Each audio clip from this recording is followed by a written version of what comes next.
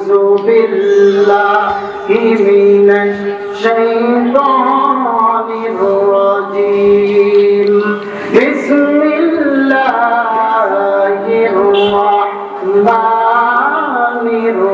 الرحيم لقد كان لكم في رسول الله أسوة حسنة صدق الله العظيم وصدق رسوله النبي الكريم ونحن على ذلك من الشاهدين والشاكرين والحمد لله رب العالمين আজকে অন্তকার পূর্ব কবির হযরত আলী রাদিয়াল্লাহু তাআলা আনহু আল কোরআন হাফিজিয়া মাদ্রাসা কর্তৃক আয়োজিত 2 দিনব্যাপী বিশাল তাফসীরুল কোরআন মাহফিলের প্রথম রজনীর সম্মানিত সভাপতি বিশেষ অতিথিবৃন্দ মঞ্চের সামনে ভূমিষ্ঠ মুআজ্জাজ মুকাররম উলামায়ে কেরাম দূর দূরান্ত থেকে আগত আল্লাহ পাকের আশিকিন জাকিরিন শাকিরিন মুহিব্বিন মুরব্বিয়ান ইসলাম পরিজাত টুকরা যুবক ভাইয়েরা জগৎপুর আলামিন আপনাকে আমাকে দয়া করে মায়া করে ভালোবেসে মহব্বত করে এই প্যান্ডেলে আসার সুযোগ করে দিয়েছেন এই জন্য আপনাকে খুশি না বেজা আরো যারা বলেন খুশি না বেজা যে আল্লাহ জগৎপুর আলামিন আপনাকে আমাকে খুশি করলেন সেই আল্লাহ তাআলাকে খুশি করার লক্ষ্যে সকল জবান থেকে শুকরিয়া আদায় করছি বলি আলহামদুলিল্লাহ আরো জোরে বলি আলহামদুলিল্লাহ মুসলমানদের আওয়াজ এত কম হলে চলবে না মুসলমানদের আওয়াজ আরো উঁচা হতে হবে আজকে মুসলমানদের আওয়াজ কমের কারণে সমস্ত বাতিল শক্তি মুসলমানদেরকে পায়ের নিচে রেখে দিয়েছেন সুতরাং মুসলমানদের আওয়াজ কম হলে চলবে না যেমন বিগত দিনে আমরা শিক্ষা নিয়েছি সমস্ত মুসলমান যদি একত্রভাবে ঐক্যবদ্ধ হতে পারে তাহলে সমস্ত বাতিল শক্তি মুসলমানদের পায়ে লুটে পড়তে বাধ্য হবে চলে বলেন কথা ঠিক কিনা আজকে মুসলমানদের জবানের আওয়াজ কমের কারণে বিভিন্ন সময় আমাদের উপরে নব্য ফিরাউন আমাদের উপরে অত্যাচার নিশ্চিন্তার চালিয়ে দেয় চলে বলেন কথা ঠিক কিনা এই জন্য মুসলমানদের আওয়াজ বন্ধ হতে হবে উচ্চা আল্লাহ তাআলা সকলকে তৌফিক দান করুন এজন্য একটা আমাদের উচ্চকণ্ঠে সকলে আবার শুকরিয়া আদায় করছি আলহামদুলিল্লাহ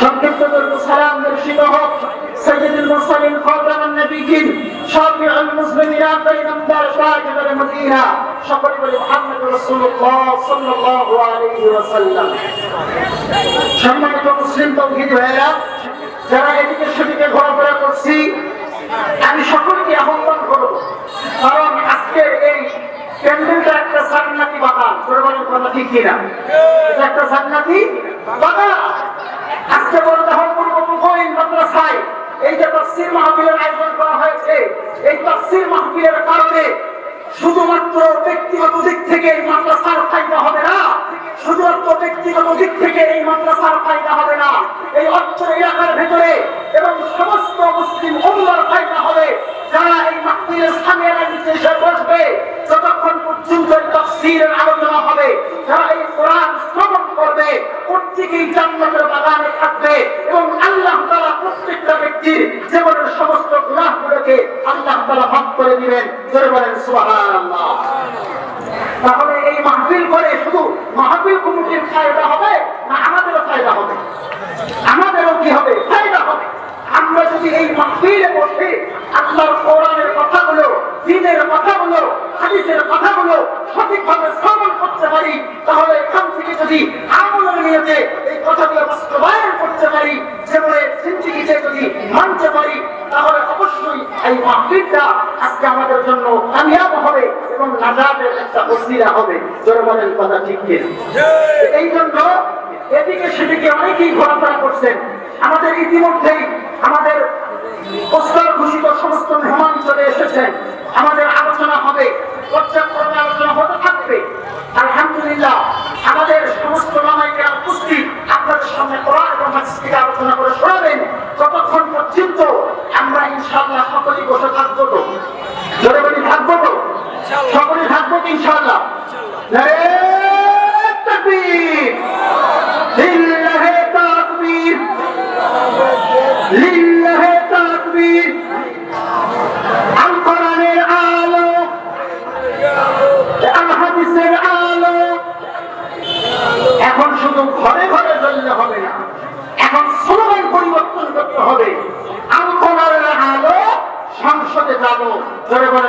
ঠিক কিনা?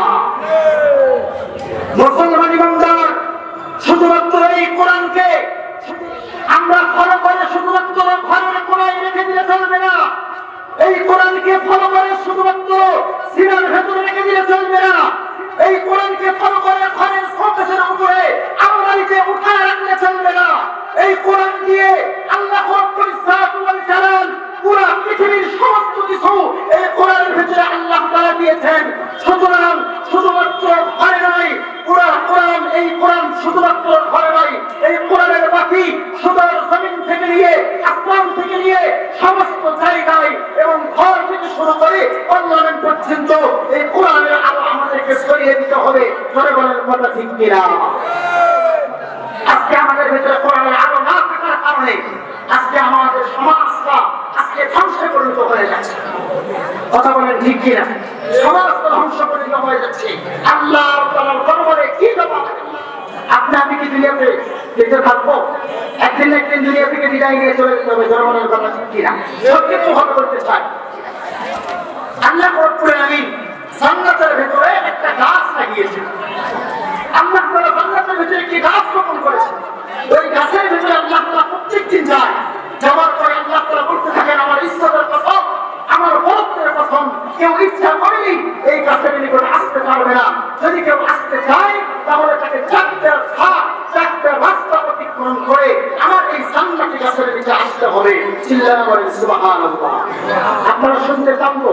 আসলে সময় অতি অল্প, একটা শুধু বলার চেষ্টা করবো, করে শেষ করে দিচ্ছি। সম্মানিত মুসলমান ভাইয়েরা, ভালো করে খেয়াল করছেন, আল্লাহ তাআলা জান্নাতের গাছটা দিয়েছেন। এই গাছটা দেখা কার না সাথে লাগে? আমরা দেখতে চাই তো, কিন্তু জান্নাতের এই গাছের দিকে যাইতে চাইলে আপনাকে আমাকে রাস্তা অতিক্রম করতে হবে চারটা। তার ভেতরে এক নম্বর ঘাট হচ্ছে মরণের ঘাট। মৃত্যু ছাড়া কেউ কোনোদিন আল্লাহর জান্নাতে যেতে পারবে না। মুসলমান ইমানদার, আল্লাহর গোলাম, গভীর মনোযোগ দিয়ে কথাগুলো বোঝার চেষ্টা করবেন। রব্বুল ইজ্জত ওয়াল জালাল জান্নাতের ভেতরে যে গাছটা তৈরি করেছেন, এই গাছের নিচে যদি কোনো বান্দা যেতে চায় তাহলে তাকে চারটা রাস্তা অতিক্রম করে আল্লাহ তাআলার ওই জান্নাতি গাছের নিচে যেতে হবে। এক নম্বর রাস্তা হলো মরণের ঘাট। মৃত্যু ছাড়া পৃথিবীতে এমন কোনো ইতিহাস নাই, মৃত্যু ছাড়া কেউ কোনোদিন আল্লাহ তাআলার ওই জান্নাতের গাছের নিচে যাইতে পারবেন। সুতরাং মৃত্যু থেকে কেউ বন্ধ করতে পারবে না। এই মৃত্যুর যন্ত্রণা এত কঠোর, এত ভয়াবহ, আপনাদেরকে কি দিয়ে বুঝাবো মুসলমান? সম্মানিত মুসলমান ভাইয়েরা, মৃত্যুর কঠোর ভয়াবহ কেমন? মৃত্যুর এই যন্ত্রণা থেকে যদি আপনি আমি বাঁচতে চাই, আমি আপনাদেরকে একটা অ্যান্টিবায়োটিক ট্যাবলেট দিয়ে দেবো। আজকে এই মাহফিল থেকে বলতে চাই, যদি কেউ এই মৃত্যুর যন্ত্রণা থেকে বাঁচতে চায় তাহলে অ্যান্টিবায়োটিক একটা ট্যাবলেটের নাম আপনাদেরকে বলে দেবো। যে অ্যান্টিবায়োটিক ট্যাবলেট যদি আপনারা সেবন করতে পারেন তাহলে অবশ্যই আল্লাহ রাব্বুল ইজ্জত ওয়াল জালাল মৃত্যুর এত প্রখর যন্ত্রণা থেকে মুসলমানদেরকে নাজাত দিয়ে দিবেন। শুনতে চাই তো মৃত্যুর এই যন্ত্রণার ট্যাবলেটটা কি? মুসলমান ভাইরা আমার, কিয়ামতের ময়দান যেদিন কায়েম হয়ে যাবে, সমস্ত মানুষগুলো ইয়াফসি করতে থাকবে। এমন কঠিন মুসিবতের সময় মাটির জমিন দানা হয়ে যাবে, মানুষগুলো হাহাকার করতে থাকবে, ছোটাছুটি করতে থাকবে, কেউ কাউকে চিনবে না।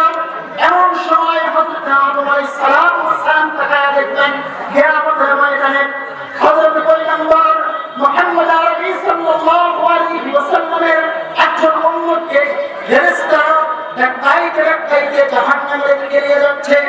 হঠাৎ করে আদম আলাইহিস সালাম তাকায়া দেখবেন এটা তো পয়গম্বর মুহাম্মদ আরবি সাল্লাল্লাহু আলাইহি ওয়াসাল্লামের উম্মত দেখা যায়।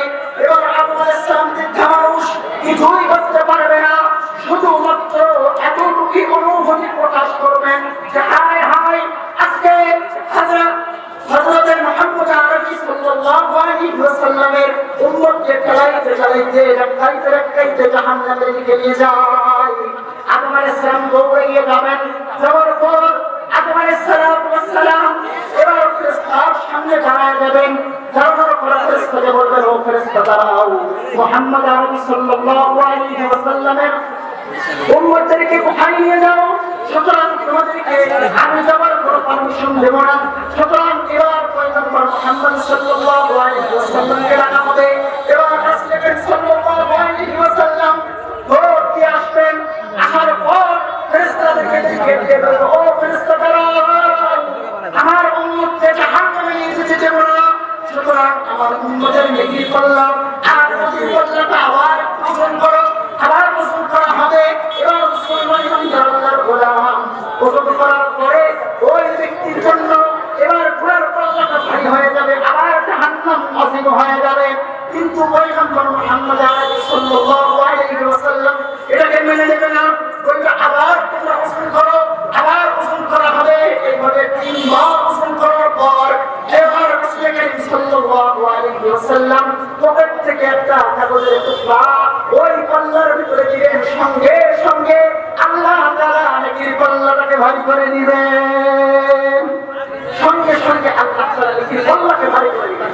এবার ওই ব্যক্তি বলতে থাকবেন যে কি ব্যাপার, আমার তো জাহান্নাম হয়ে গিয়েছিল, আপনি কে, আপনাকে চিনলাম না, আপনি কোন কাগজটা রাখলেন, তার কারণে আল্লাহ তাআলা আমার জন্য জাহান্নাম থেকে জান্নাতের ফয়সালা করে দিল।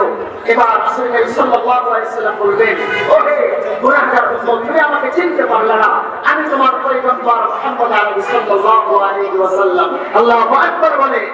আপনি আমি লোককে চিনতে পারি নাই, কিন্তু কিয়ামতের দিন ঠিকই লোকে আপনাকে আমাকে চিনবে।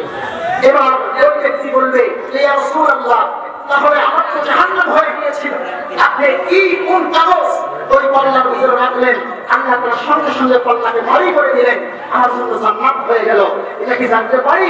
এবার বলছেন গুনাহগার উম্মত, এটা আর কোনো কিছু নয়, ওই যে তুমি এতকিছু থাকা অবস্থায় তুমি যতবার আমি নবীর উপরে দরুদ শরীফ করেছো, যতবার আমি নবীর উপরে সুবহানাল্লাহ আলহামদুলিল্লাহ তাআলা জিকির করেছো, সমস্ত দরুদ শরীফ এবং সমস্ত জিকিরগুলো আল্লাহ তাআলার ফেরেশতা সমস্ত কাগজে নোট করে আমি পয়গম্বরের কাছে পৌঁছায় দিয়েছে। আমি পয়গম্বর ওই কাগজের টুকরাটাই তোমার জিকির পাল্লার ভিতরে দিয়েছি। সঙ্গে সঙ্গে জিকির পাল্লা আল্লাহ ভারী করে দিয়েছেন। জোরে বলেন সুবহানাল্লাহ। কথাটা বুঝতে পারছি? তাহলে মরণের যন্ত্রণা থেকে বাঁচতে চাইলে অ্যান্টিবায়োটিক ট্যাবলেটের নাম হচ্ছে দরুদ শরীফ। আমল করব তো ইনশাআল্লাহ। আল্লাহ তাআলা ওয়াসাত তৌফিক দান করুন। মান সাল্লাল্লাহু আলাইহি ওয়া সাল্লাল্লাহু আলাইহি ওয়া সাল্লাম, আল্লাহ রাসূল বলেছেন, কোন বান্দা যদি একবার রাসূলের উপর দরুদ করে আল্লাহ তার উপর 10টা রহমত নাযিল করে দেয়। এজন্য সকাল সন্ধ্যা সব সময় আমরা দরুদ পড়ার চেষ্টা করব। আল্লাহ তাআলা সকলকে আমল করার তৌফিক দান করুন। আমিও এই মাদ্রাসার একজন বিগত ছাত্র, এর আগে যে কথা বলেছেন প্রিয় ছাত্র, আমিও ছাত্র, এরকম অসংখ্য ছাত্র এই মাদ্রাসা থেকে কোরআনের হাফেজ হয়ে, আলেম হয়ে, মুফতি হয়ে বিভিন্ন জায়গায় কোরআনের দর্শ দিচ্ছেন, মাদ্রাসা তৈরি করেছেন। আল্লাহ যদি মাদ্রাসাকে কবুল করেন, কিয়ামত পর্যন্ত আমরা সকলেই চাইব, আমরা সকলেই চাইব। আলহামদুলিল্লাহ, সকলেই দোয়া করবেন। অত্যন্ত পরিশ্রম করে যারা এই মাদ্রাসাকে এত পর্যন্ত নিয়ে এসেছেন তাদেরকে মুবারক মানা যায়। আল্লাহ তাআলা তাদের হায়াতে কারিমার মধ্যে বরকত দান করুন। সকলে বলে আমিন। আমরা সকলের সঙ্গে থাকবো এবং মাহফিলের শেষ পর্যন্ত আমরা শ্রবণ করে কোরআন এবং হাদিসের বাণীগুলো বাড়িতে পৌঁছায় যাবো এবং আমল করার চেষ্টা করবো। ওমা তৌফিক ইল্লা বিল্লাহ। আল্লাহ তাআলা সকলকে আমল করার তৌফিক দান করুন। আসসালামু আলাইকুম ওয়া রাহমাতুল্লাহি ওয়া বারাকাতুহু।